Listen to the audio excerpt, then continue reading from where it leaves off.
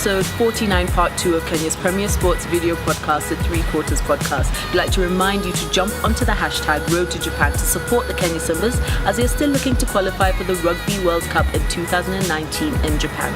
And as we are all about promoting sports and sports travel, we've partnered with More on Sports and Travel to give you this brilliant offer for the Dubai Sevens on the 1st and 2nd of December. Guys, it's already here. Get your calls coming in. We've got a few slots available for you to enjoy the full Dubai experience, which is your desert safari, your nighttime barbecue, and your Dow cruise. This and much more coming up on your screen.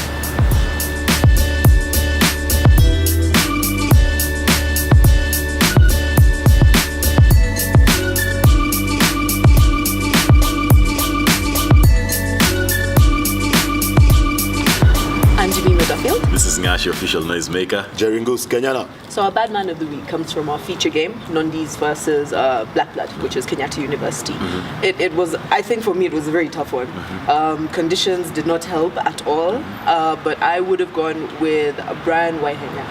Yes, number 9 from Kenyatta University, because I think he's one of the ones who had a better game. I mean, it's you are right. That's not my choice, but you're right. He did have a good game. Brian Waihenya is very dangerous around the fringe of the scrum of the breakdown. So I understand, and he has an electric step. So I can imagine why he said that. But I'm going to go with his halfback pairing or partner, Levi Amunga. Again, like I said in the previous part, I thought his tactical kicking was good. Like, he kicked a lot into open space that had Nondi standing a lot. And for me, the most important thing was people would see how the try was scored, but they didn't see where it was created. Yes, where it came from. Yeah, Levi had the presence of mind to know that the winger had a lot of space on the outside, and he skipped about 3 people and passed it right to the winger. So that's why, and I've always had a liking for his game. I think it's time he's put in the Kenya setup. I think he's in the wider Kenya setup, so that we can have some sort of transition. But anyway, my bad man of the week is Levi Amunga. My bad man, I think I'm with you on this one. Brian Waihenya, number 9 blood. As you mentioned, the weather was not helping at all. This guy had the presence of mind not to give some weird, those long passes that you play, let's say a dry weather, dry weather. So he kept the ball really close and managed it very well between the backs and the forwards. And I think he had a very good game, an excellent game. Yeah. I agree with you as well. Levi had a very fantastic game, but I'll stick with Brian Waihenya. All right, I think well done to Black Blood. Yeah. I mean, Nondi is just, anyway, well done to Black Blood. Yes. Now, moving on to Rugby 101. Guys, if you're going to watch Kenyan games, you're going to watch our league, you're going to watch our players, you need to know the lingo. Yeah, so we're still on some of the colloquial terms that are associated with, not really, that are associated with the local rugby scene. And today we'll be talking about Ondeng. So if you guys are talking about Ondeng basically is a gym or lifting weights. And that goes back to what we were talking about last week, where we were saying that there's a club that is famously known for having 3 sessions. So the saying goes, kuna club atuwana kuangana training tatu, mbili ni Ondeng na moja ni masti. So anyway, Ondeng is basically gym work or lifting weights. Yeah. Now, onto the Kenya Sevens, our Shuja team. They're traveling to Dubai. Dubai 7 starts on the 1st of December, and they've got a new captain, Oscar Oyodi, and they've got a new assistant, Oscar Oma. What do you guys think about it? Of course, I mean, that doesn't mean that Andrew Omonde has been demoted. The reason is because Andrew Omonde is injured, and that's why Oscar Oyodi has stepped up as captain. I think it's a good move.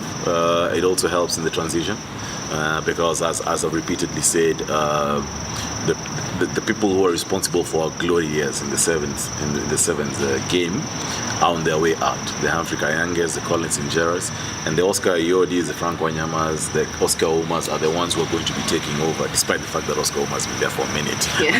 but he's still young. Yeah, he's still young, but the ones are going to be taking over. Oyodi has been in the setup for a minute. So I think I don't think it's going to be tough. And he's been around Andrew, and I'm sure he's been able to learn some of these things. So I don't think, and like everyone always says, look, Innocent to me is a brilliant rugby mind. So I don't think he made the decision not knowing of Oscar's capabilities. I don't know why they decided to go to the Oscars.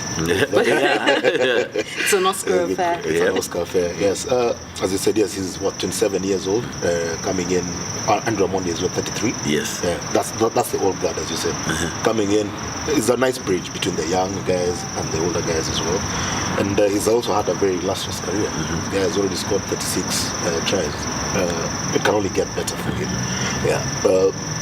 I think, considering the type of season that we're about to have, it's quite heavy. These guys have the World Series, the HSBC, then they'll go for the Commonwealth Games, and then they have the World Cup as well. So it's a good choice. Let's see how he's going to carry the team, and I'm hoping that he can get us a second win, at least one of the legs. Well, I think, I mean, just seeing Oscar Ayodi from before and Oscar Uma as well, when they're playing, they've got the sort of Collins and Jerry effect, the Humphrey Kayangi effect, where when you play with them, you want to play better. They sort of uplift the team just by being there. So I think that's a very good combination, the two of them coming in. That's true, and as especially Oscar Uma has been the setting for minutes, like since the 2009 World Cup. So I don't disagree with any of what you guys have said. I think they're going to be a perfect fit for the Kenya Shujaa team. It's only the injury that messed him up last season to get him out. Well, now we saw him in the national sevens. It was quite a force to reckon with. And then one thing that's really disappointing, the Kenya Lionesses won't be going for the Dubai Sevens. They're invited every year, and generally they do very well there.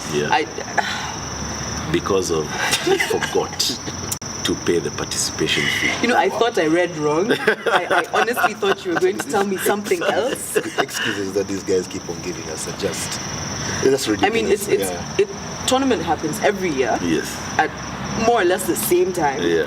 How do you forget? It's absolute nonsense, to be honest. I won't lie to you. It's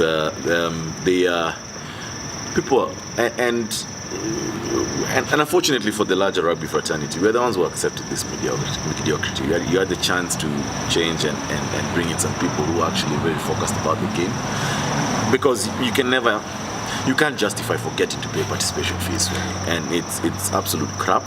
It's and again goes back to what you were saying, even when Shujaa were unable to go for Asopul Sevens in Stellenbosch. Let us stop these petty excuses. Own up. There was a mistake. You forgot to pay the participation fees, whether you did or not. Whether you made a decision or you made a decision not to. Stick by it. And stick by it. But it's a bad showing. I mean, I think it's so sad because the women have such few games.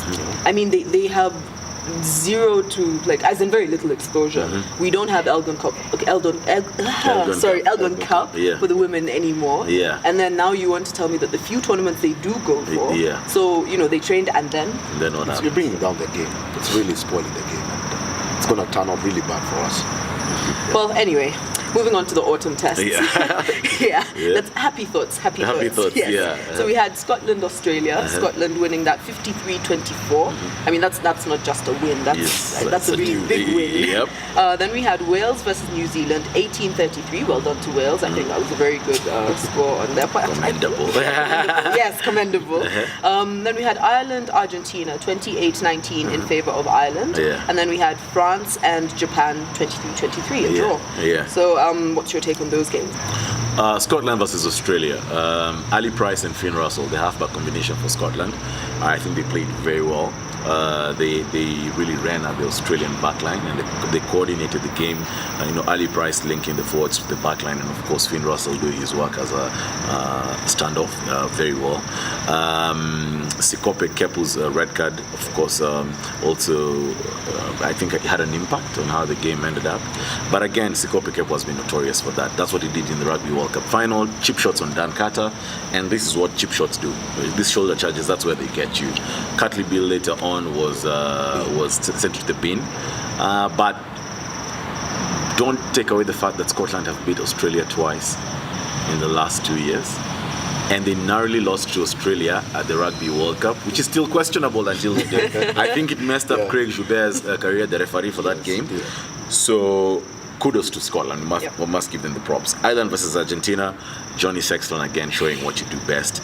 The forwards are Rory Best, CJ Stander, Cian Healy. They had an excellent game against Argentina. I think Nicolas Sanchez, the standoff for Argentina, also had a good game. France versus Japan. Japan. First, it was shocking for me to see France flyer Francois Tranduk still playing. I thought he retired after the 2011 World Cup, but Tranduk is still playing. He executed a brilliant try for France's last try. But kudos to Japan. They were able to draw against France in France. It just shows you what happens when a country focuses on 15s. In 1995, they were beaten 145-0 by New Zealand. They lost heavily again to South Africa in the 2003 World Cup. They lost heavily, not heavily really, 77, it was like 77-13 to New Zealand in 2011. But we've been seeing the growth. Got John Cowan as coach in Japan. John Cowan left. Eddie Jones checked in. You saw what he did at South Africa. What he did. I mean, they beat South Africa the last World Cup. So kudos to Japan throwing these guys. New Zealand versus Wales, of course, you can't take it away from them. Wales did put up a solid fight, but New Zealand are just a class above the rest. Reko Ioane having a brilliant game. Sonny Bill Williams, Sam Whitelock as captain. But I mean, Wales did. Dan Bigger also had a good game. The Wales did put in the work, but New Zealand are just a class above the rest. Yeah. It's funny how losing narrowly to New Zealand is something guys can actually like we did well. Yes. Congratulations to you guys. Yeah. Yes. As you said, you talked about the Scotland-Australia game. Yeah, the red card kind of really spoiled the game. France versus Japan. Yes, that was a shocker for me. Japan keep on surprising us every other time. That's true. I hope Kenya are watching. Yeah. As we've given a very illustrated history of how we've seen Japan growing. Hope it can only get better.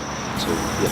That's very, very true. Guys, that's it for part 2. But remember, we still have part 3 coming up. And you can also like our page on Facebook, follow us on Instagram, and subscribe to our YouTube channel.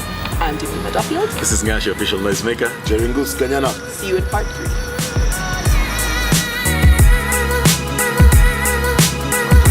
Sekope Kefu's red card.